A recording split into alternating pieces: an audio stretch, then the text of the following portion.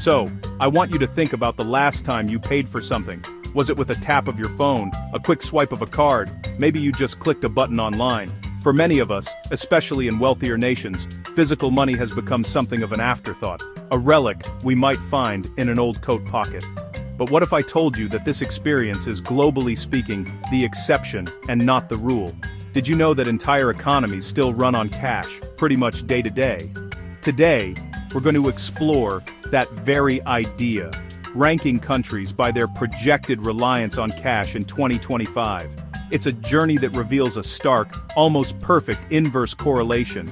The world's wealthiest nations are overwhelmingly cashless, while in many of the poorest countries, cash remains not just king, but the entire kingdom. This exploration isn't just about currencies, it's about infrastructure, trust, history, and the very real, tangible ways people interact with value.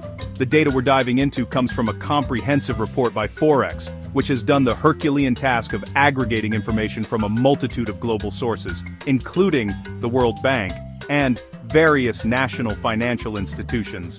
This gives us a fascinating, if sometimes sobering, snapshot of the global financial landscape. We'll be looking at the percentage of daily transactions conducted in cash, a simple metric that tells a complex story about development, access, and economic reality for billions of people. From the bustling markets of Southeast Asia to the economic landscapes of the Middle East and Africa, we're going to count down the top 11 countries where cash is most prevalent. Each one presents a unique case study, a confluence of factors from low internet penetration and limited banking access to political instability and deep-seated cultural preferences. So, get ready to challenge your assumptions about money, because we're about to see how, for a huge portion of the world's population, the digital revolution is still a distant hum, and the crisp fold of a banknote is what truly makes the world go round. Kicking off our list at numbers 11 and 10 are two countries shaped by decades of conflict and economic uncertainty: Iran and Iraq. In Iran, a projected 85% of all daily transactions will still be conducted in cash in 2025. This isn't just a matter of preference, it's a consequence of geopolitics. International sanctions have effectively isolated Iran from global banking systems, making digital transactions with the outside world nearly impossible and reinforcing the domestic reliance on physical currency. It's a powerful example of how political realities can directly impact the wallets of ordinary citizens, forcing an economy to turn inward and rely on the tangible. Just next door, in Iraq, we see the same figure, 85% cash reliance. Here, the story is one of rebuilding and recovery in the shadow of ongoing security challenges. The formal banking sector is still developing, and for many Iraqis, trust in institutions remains fragile after years of instability. Cash is predictable, it's immediate. It doesn't rely on a power grid that might be unreliable or a digital network that could be insecure. In an environment where the future can feel uncertain, the solid, dependable nature of a physical banknote provides a sense of security that a digital number on a screen simply cannot replicate. Moving up to number 9, we arrive in Pakistan, a country of over 230 million people where a staggering 90% of transactions are expected to be cash-based. This isn't one single issue, but a complex web of them. A significant portion of Pakistan's massive population remains unbanked, meaning they don't have access to a traditional bank account. This could be due to a lack of required documentation, distance from a physical bank branch, or a simple lack of trust in financial institutions. Without a bank account, participating in the digital economy becomes almost impossible, making cash the default for everything from buying groceries to paying bills. Furthermore, Pakistan's economy has a huge informal sector. Think of the millions of street vendors, small-scale farmers, and day laborers. These are vital parts of the economic fabric, but they operate almost exclusively in cash. For them, cash is simple, it's untraceable for small transactions, and it avoids the fees and complexities of formal banking. While digital payment initiatives like Rooftop are gaining traction and smartphone penetration is growing, shifting the habits of an entire nation and building out the necessary infrastructure is a monumental task. The 90% figure shows just how far there is to go. Our eighth country, Nepal, also sits at 90% cash reliance, but its challenges are uniquely geographical. Nestled in the Himalayas, Nepal is one of the most rural countries in the world. A vast portion of its population lives in remote villages, often with limited access to reliable electricity, let alone high-speed internet. For these communities, the infrastructure required for a digital payment ecosystem, stable power, cell towers, and point-of-sale terminals is a distant dream. Building and maintaining this infrastructure across such treacherous mountain terrain is an immense logistical and financial challenge. In this context, cash isn't just a preference, it's a necessity. It's the only viable medium of exchange that works offline, in all conditions. The economy is heavily reliant on agriculture and tourism, sectors where cash transactions are the norm. While mobile banking is making inroads in urban centers like Kathmandu, its reach into the rural heartland is limited. Nepal's story is a powerful reminder that the digital divide is often a physical one, dictated by mountains, valleys, and the sheer difficulty of connecting a scattered population.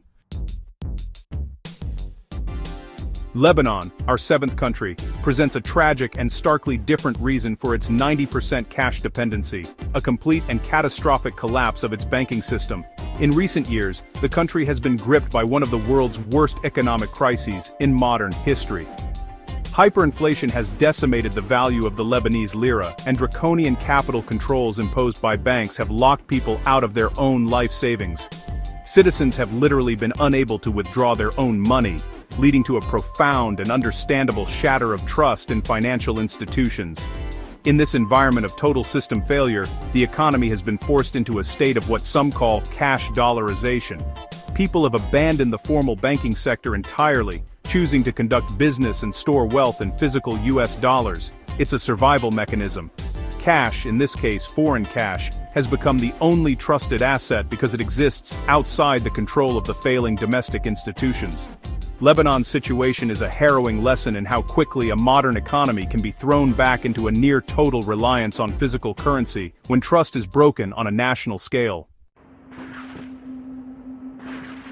At number 6, we find Laos, another Southeast Asian nation with a 90% cash usage rate. Much like its neighbors, the story here is one of a predominantly rural population and a banking infrastructure that is still in its early stages of development. For many Laosians, particularly outside of major cities like Vientiane, a formal bank account is an unfamiliar concept. The economy is largely agrarian, with small, local transactions forming the backbone of daily life. In this setting, cash is the most efficient, understood, and trusted medium of exchange. There's also a cultural element at play. In many societies with a long history of economic instability or limited institutional reach, there is a deep-seated preference for tangible assets.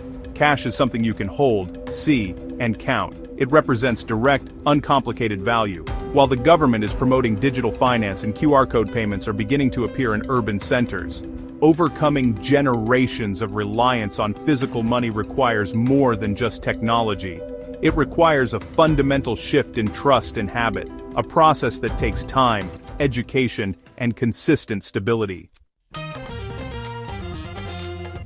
Cambodia, coming in at number 5, shares the 90% cash reliance figure with several of its neighbors. This might seem surprising for a country that has experienced significant economic growth and tourism over the past 2 decades. However, this growth has not been evenly distributed, and the formal financial system has struggled to keep pace. A large segment of the population, especially in rural areas, remains unbanked and operates within a thriving informal economy where cash is the only practical option for daily transactions.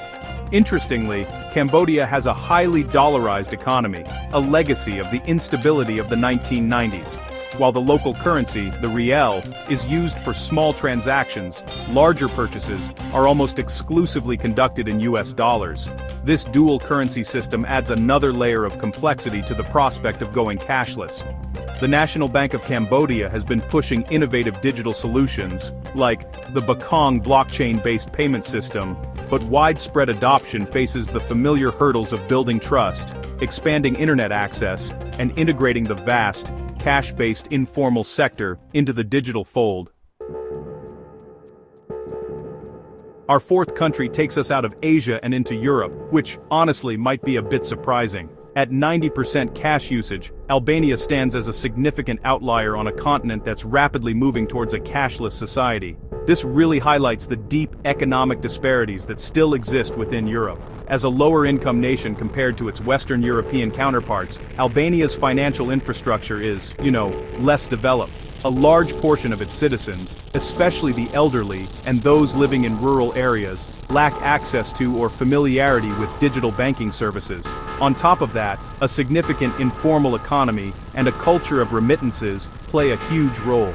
Many Albanians work abroad and send money home to their families. Often, these funds arrive via wire services and are immediately converted to cash, which is then used for daily expenses. This constant influx of physical currency reinforces its central role in the economy. While digital payments are growing in the capital, Tirana, Albania's high cash reliance really shows that a country's economic status is a far better predictor of its payment habits than its geographic location. Traveling to West Africa, we find our number 3 country, the Gambia, where cash dominates 95% of daily life. As one of the smallest and poorest countries in mainland Africa, the Gambia faces significant economic and infrastructural challenges that make a cashless society a very distant prospect. The formal economy is small, and a vast majority of the population relies on subsistence agriculture and informal trade for their livelihood. In this context, transactions are small, local, and, exclusively handled with physical currency. Access to financial services is extremely limited. Internet penetration is low, and the cost of data can be, honestly, pretty prohibitive for many, making mobile banking more of an unaffordable luxury than a convenient alternative. The banking infrastructure itself is concentrated in urban areas, leaving the rural majority with little choice but to rely on cash. For the Gambia, the path toward greater financial inclusion isn't just about apps and technology, it's really about the fundamental building blocks of economic development: education, infrastructure, and stable income. Staying in Africa, our runner-up for the most cash-reliant country is Ethiopia, also at 95%. With a population of over 120 million people, it's the second most populous nation on the continent, and its economy has been one of the fastest growing in the region. However, this growth has started from a very low base, and the country's financial system remains one of the most underdeveloped in the world. The state-owned banking sector has been slow to modernize, and access to credit and digital services is incredibly scarce for the average person. A key barrier is, once again, infrastructure. Ethiopia has one of the lowest rates of internet penetration on the planet. The government has historically maintained tight control over the telecommunications sector, which has stifled competition and innovation. Without reliable and affordable internet, the entire ecosystem of digital payments simply cannot function. The recent opening of the telecom sector offers a glimmer of hope, but for now, the Ethiopian birr, in its physical form, is the undisputed and essential medium for nearly every transaction across this vast and ancient land. And that brings us to number 1. The country projected to be the most reliant on cash in the world in 2025 is Myanmar, with an overwhelming 98% of daily transactions conducted in physical currency. This near-total reliance on cash is the result of a perfect storm of factors. Decades of military rule and international isolation left the country with a severely underdeveloped banking sector. When the economy began to open up, the infrastructure simply wasn't there to support modern financial services for its 55 million people. The situation has been dramatically worsened by the recent political instability and military coup, which has shattered consumer confidence and thrown the economy into turmoil. People have rushed to withdraw their savings, creating bank runs and further destabilizing the fragile financial system. In such a volatile and uncertain environment, cash is the only thing people can trust. It represents a safe haven when institutions are failing and the future is unknown. Myanmar's position at the top of this list is a stark illustration of how political stability is the bedrock upon which all modern economic systems, including digital ones, are built. So we've journeyed through the world of cash, but what about the other extreme? It's worth noting that at the opposite end of this spectrum lie the world's wealthiest and most digitally advanced nations. Countries like Norway, Finland, and Sweden are on the verge of becoming truly cashless societies, with cash accounting for as little as 2% of transactions. In these places, digital identity systems are robust, internet access is ubiquitous, and trust in banks and government is exceptionally high. Paying with a physical note is often seen as unusual or even inconvenient. This stark contrast isn't a judgment, it's an observation about the path of economic development. The transition away from cash is a long and complex process that requires a confluence of factors: political stability, robust digital infrastructure, widespread financial literacy, and, perhaps most importantly, deep institutional trust. The countries on our list today aren't behind, they are on a different part of the same journey, facing a unique set of challenges dictated by their history, geography, and economic reality. The world of money is not one size fits all. So, what can we take away from this global tour of cash? It's a powerful reminder that our personal experience of the world is not universal. While some of us debate the merits of Apple Pay versus Google Wallet, billions of people are navigating economies where the most important piece of financial technology is a worn banknote. This isn't just a fun fact, it's a crucial lens for understanding global development, inequality, and the real-world barriers that prevent so many from accessing the digital economy. The story of cash is the story of infrastructure, trust, and stability. Understanding these complex global trends is what we love to do, and we believe that data visualization is one of the most powerful tools for making sense of it all. If you found this journey as fascinating as I did, I highly encourage you to explore the Voronoi app. It's packed with thousands of incredible data visualizations that bring complex topics like this to life, allowing you to see the patterns and stories that shape our world. You can find the link in the description below.